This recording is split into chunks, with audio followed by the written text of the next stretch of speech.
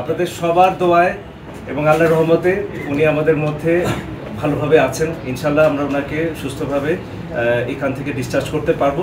Discharge কখন কিভাবে হবে এটা ওনাদের পারিবারিক সিদ্ধান্ত। স্যাররা সব কিছুই ওনাদেরকে এক্সপ্লেন করেছেন, আমরা করেছি। তারপর ওনাদের পারিবারিক সিদ্ধান্তকে শ্রদ্ধা জানিয়ে ওনারা যেভাবে আমাদেরকে বলবেন আমরা সেভাবেই ওনাদেরকে কোঅপারেট করব।